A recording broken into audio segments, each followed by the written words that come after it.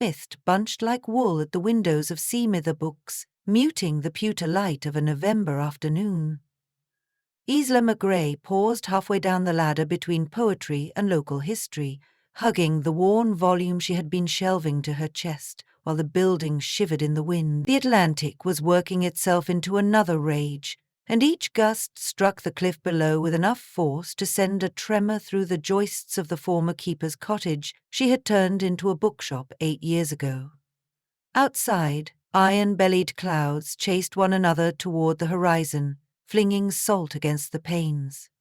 Inside, the smell of sandalwood, damp wool, and peat coal coiled lazily around the tall shelves. Most days, Isla found sanctuary in that scent. Today, an unease threaded through it like smoke. Morag MacDougall, island historian and stalwart of the Friday Knit and Natter Circle, sat at the counter beside a plate of shortbread. She was meant to be cataloguing a slim, calfskin-bound manuscript, but her knitting needles clicked instead. Isla could hear her humming a Gaelic lullaby. The manuscript, Am Beorash Muir, the sea stag, was the reason Isla's stomach felt as unsettled as the water below.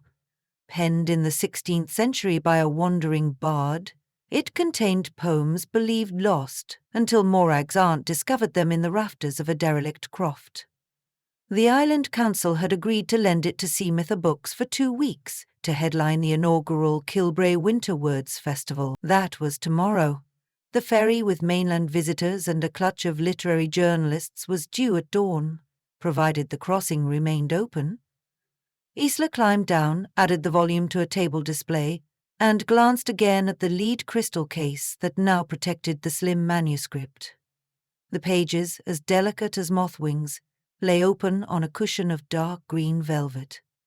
She'd checked the latch twice already. "You'll wear a groove in the floorboards, lass," Morag murmured without looking up. "No one's going to steal it. Whole island knows it's here." "Exactly," Isla said, dragging a chair to the fire. "And curiosity, like whiskey, can muddle otherwise sound judgment." Before Morag could reply, the front bell tinkled. A gust of sea spray barged in with Finn MacLeod, skipper of the mainland ferry and the island's only link this far north to post, groceries and news. He stamped water off his boots, his ruddy face anxious. "The harbourmaster's just ordered us to tie up," he announced. "Storm's shifting. Says no sailings for at least 48 hours. Morag's needles stopped. "But the festival!" "Cancelled ferries mean cancelled visitors," Finn finished, pushing a hand through damp hair. "Sorry." Isla felt the floor tilt beneath her, as if the building had been struck by another wave. The festival wasn't about ticket revenue. It was about showing the mainland her former publisher included that Kilbrae could be a cultural beacon, not merely a weather-blasted rock. She arranged her features into calm. "We'll hold events for locals only, then. The Sea Stag will still be read tomorrow night. We islanders have survived worse inconveniences." Finn gave her a wry salute and left, taking the gale with him. A minute later, a flurry of sleet battered the windows so fiercely Isla wondered if the glass might cave. Morag resumed her knitting. "The old gods dinna care about timetables." "They could at least respect marketing budgets," Isla muttered. Then, louder, "Let's lock the case and head home before dark." Isla turned the tiny brass key, pocketed it, and drew the velvet curtain across the case. Together they doused lamps, banked the fire, and stepped outside. Morag's cottage was on the sheltered side of the headland. Isla's was aloft above the shop. They parted at the gate with a wave, lost in the storm's howl. Upstairs, Isla set porridge oats to soak and tried to work on her new poem, but the words would not marshal themselves. After an hour of futile scribbling, she fetched her waxed coat and lantern and crept back down to the shop. Just to be certain, she told herself. She unlocked the side door, breath pluming in the cold. The building was silent except for the steady lash of rain on slate. She lit the single pendant lamp over the display table and walked to the manuscript case. The curtain hung open. The glass panel of the case was smashed in a neat circle. Am Beorash Muir was gone. For a moment Isla could only hear the thud of her pulse. A fist-sized stone lay on the floorboards inside the case. The velvet cushion was bare. No footprints scarred the polished wood. No tremulous draught stirred the shelves. Just that wound in the glass and the yawning absence of the island's greatest treasure. Sharp wind whistled through the cracked pane of the side door. In her haste, she must not have latched it properly. She closed and bolted it, then forced herself to breathe. The storm had sealed Kilbrae off. No one could leave. Whoever had taken the manuscript was still here, and a missing relic would doom not only the festival, but the fragile peace she'd forged with herself on this cliff. One, Sergeant Ewan Fraser, beard flecked with ice, arrived 20 minutes later, wool cap askew, torch in hand. "You're sure you didn't move it for safekeeping?" he asked, eyes apologetic. The man dreaded paperwork. "I'm many things, Ewan," Isla said, wrapping her cardigan closer, "but I'm neither reckless nor daft." Ewan studied the broken case. "Precise work. Stone through the glass, arm in, out again, quick." He squatted, lifted the stone and sniffed it. "Smells of peat smoke. Half the chimneys on Kilbrae reek of peat." "Aye, but this stone's fresh from her hearth." He bagged it nonetheless. "Could be our thief warmed it first, so bare hands didn't go numb." Isla's mind conjured the hearths she'd visited recently. Morag's cosy parlour, Finn's cottage by the pier, the tea room at the inn, and her own. Many peat fires, many stones. "We'll question folk come morning," Ewan said. "But honestly, Isla, best chance is you sniffing about yourself. You know people's secrets quicker than I do." She didn't argue. Poetry trained one to notice the angle of a shoulder, the tremor in a voice. She'd use that. 2 morning brought a pewter Don and Gaeldrill hale. Isla brewed strong coffee, laced it with a reckless pour of Talisker, then donned boots and tam o' shanter. Bundled against the squall, she began at Morag's. The historian answered quickly, cheeks rosy from stove heat. "Come in, lass. You looked like a drenched cormorant." She poured tea while Isla explained. Morag's horror seemed genuine. Her hands shook enough to rattle porcelain. "I left after locking up with ye," she said. "Came straight home, stuck my porridge on." She led Isla to the fireplace. A small mound of peat embers glowed. No stones lay near. "Only coal in this grate. I've no use for loose rocks." Isla nodded but noticed a slip of paper partly charred at the hearth edge. She crouched and teased it free, a corner of a torn envelope, addressed in fountain pen scrawl, to Miss Ailsa Campbell, care of Kilbrae Inn. "Graduate student visiting for the festival," Morag supplied. "She's doing a PhD on obscure Gaelic texts. Arrived on the noon ferry yesterday." Morag lifted her chin. "You think the lassie pinched it?" "I think I'll pop by the inn."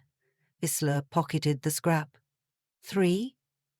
The inn teetered above the harbour like a gull on a post, its sign creaking.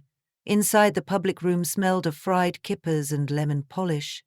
Ailsa Campbell sat by the window, laptop open, hair escaping a red bandana. She looked barely 22. Isla introduced herself, watching Ailsa's pupils as she mentioned the theft. Surprise flared, then a flash of something. Guilt? Excitement? The girl bit her lip. "I swear I never touched it. I was gutted when Finn said the ferries were off. The manuscript's why I came." "So you visited the shop yesterday?" Ailsa nodded. "Late afternoon. You were closed for tea.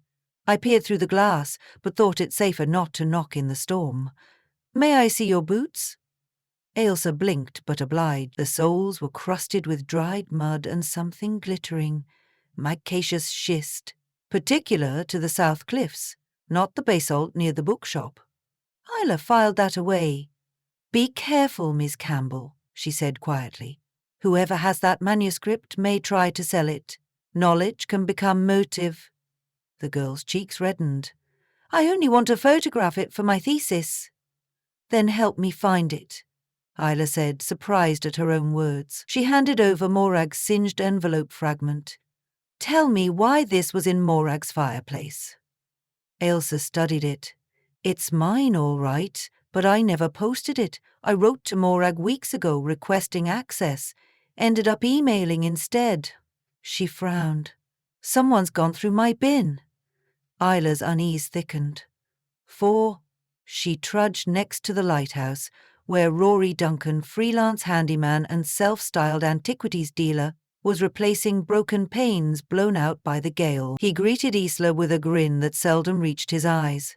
"Terrible business, that manuscript," he said, examining a new pane against the light. "Heard it on the radio." "We haven't told Radio Nigyan yet," Isla pointed out. He winked. "News travels quicker than weird ears round here." She scanned his tool bag. A sliver of emerald velvet poked out. Heart thudding, she tugged it free, a cushion corner matching the one that had lined the case. Rory didn't blink. "Ah, that?" he said. "Morag gave it me last week, to patch a jewellery box I'm refurbishing for her. Feel free to ask." His tone dared her to doubt. "You receive peat shipments?" Isla asked casually. "Only driftwood. Easier on the lungs." She laughed with more questions than answers, the wind needling her cheeks. 5. By late afternoon, sleet turned to heavy, wet snow. The island hunkered under its weight, roofs vanishing into white humps. Isla returned to the bookshop to feed Braddon, the ginger cat, and to think. She sketched a mind map on butcher paper. Morag. Access, expertise, but poor motive. She'd dedicated life to preserving Gallic heritage. Ailsa. Scholarly obsession, youth, possible desperation for acclaim. Rory. Opportunist nose collectors found with velvet scrap. Finn. Ferry cancelled, but he could stash the manuscript on board. A banging overhead made her jump, not wind, deliberate knocking. She climbed to her flat. Finn MacLeod stood on the landing, face grey. "Problem at the pier?" he said, voice raspy. "Need a hand." She grabbed her torch and followed him down to the harbour. Snowflakes swarmed under the lampposts like frenzied moths. The ferry bobbed uneasily, moorings groaning. Finn led her into the wheelhouse. "I've something to show you." He produced a plastic wallet. Inside lay a single parchment leaf, ink faded to sepia. "I found it jammed behind the chart drawer," he said. "Recognized the script from the display." Isla's ribs tightened. "So you didn't steal it, but someone hid a page here." Finn's large shoulders sagged. "Could be they planned to move the rest later. But no sign of it." She studied the leaf, a tiny watermark. An antlered stag matched photos of Ambire Moor she'd seen. No doubt. "Who has keys to this wheelhouse?" she asked. "Just me and Rory, since he serviced the radio last month." Finn's eyes narrowed. "You think he planted it? Or someone wants us to think he did?" She tucked the leaf into her pocket. Snowflakes melted on the brim of her hat.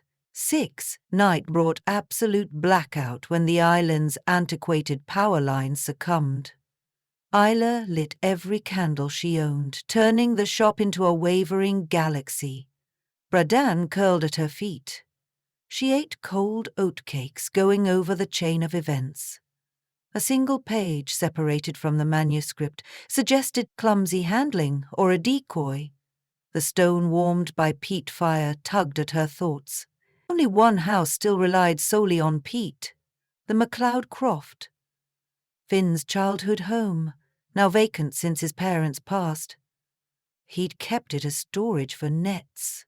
Could he have taken the stone from there? But why would Finn sabotage his own ferry season? The festival meant income for everyone, unless he believed the manuscript should never leave Kilbray. Isla grabbed her lantern, slipped out and followed the cliff path toward the abandoned croft. The wind had calmed, replaced by eerie stillness. Snow squeaked beneath her boots. She reached the tumble-down cottage. Light flickered inside. Heart pounding, she nudged the door. Finn knelt by the hearth, feeding peat into the blaze. On the table behind him lay the green, velvet-wrapped manuscript. He looked up, caught. Sadness lines deepened around his mouth. "I figured you'd puzzle it out." "Why, Finn? He brushed ash from his hands. When the council agreed to loan it for mainland tours after the festival, I couldn't stomach it. Our history parceled out like trinkets in a museum gift shop, so I meant to keep it safe. You could have voiced objections. Would the councillors listen? They already signed contracts. Isla understood the ache of being unheard. Once, in Edinburgh's literary salons, her accent alone had been judged quaint, yet theft would doom public trust forever. She stepped toward the table. A page broke loose. Do you know what damp and salt air will do to parchment? I planned cedar chests, dehumidifiers. His words dwindled. The manuscript belongs to every Highlander, Finn, children yet unborn. They deserve to read it in a room with proper light. He rubbed his eyes. I was protecting it, Isla. Then let's protect it together. Legally, argue for a facility here on Kilbray. But first, return it. Finn stared at the leather binding, as though it pulsed. At last he nodded. Help me carry it. They wrapped it carefully, tucking pages, and set off through the snow. Dawn blushed pale rose when they reached the shop. Inside, candles still guttered. Finn placed the manuscript in the case. Isla draped the velvet and taped cardboard over the broken pane for now. 7 Sergeant Fraser arrived, just as the generator whirred to life, bringing back a skitter of electric light. Finn turned himself in. Isla gave her statement. Because the manuscript was unharmed and Finn surrendered voluntarily, Ewan predicted community service rather than prison. Everyone's a suspect until they confess, eh? Ewan said with a rueful grin. Ailsa Campbell hurried in, eyes widening at the sight of the relic restored. May I? She asked, camera poise. Isla considered, then opened the case and laid the pages out under archival glass. Quickly, no flash. Ailsa murmured thanks, fingers trembling but respectful. Morag and Rory soon followed, drawn by gossip's magnet. The historian wiped tears on her sleeve. Rory merely whistled low. Glad that's over, he said, then winked at Isla. Need help replacing that glass? On the house? She asked. Mates' rates, he corrected but smiled. 8. That evening candles ringed the shop again, this time for celebration. Islanders packed the aisles, mugs of hot toddy in hand, while snowdrops of ash drifted up the chimney. Outside, the sea had slackened, fairy due to resume at first light. Isla stood at the counter. Her voice, usually reserved for stanzas, travelled steady and sure. From cliff and storm and mortal hand, the sea stag returns to stand guard over words in mother tongue, one island's heart in vellum sung. Applause rustled like pages. Music began, fiddle, pipes, the crack of baudrin. Finn, temporarily freed pending formal charges, brought her tea. Thank you, he said. Learned anything? She asked. Next time I'll draft a petition, not a heist. He grinned sheepishly. Ailsa approached. I've emailed the photos to a conservator friend. She says minor restoration could be done right here with portable equipment. If the council agrees, Isla felt a swell of possibility. We'll make them listen. Outside, the lighthouse beam carved silver arcs through the dark, like the turning pages of a giant book. Storm clouds drifted apart, revealing a sky salted with stars. The island, for a moment, seemed to float not on water, but on words. Ancient, fragile, luminous, and safe. And though Isla had never sought the role, the clifftop poet became Kilbray's quiet guardian of stories, ensuring that whenever the sea roared, the shells would answer in song rather than silence.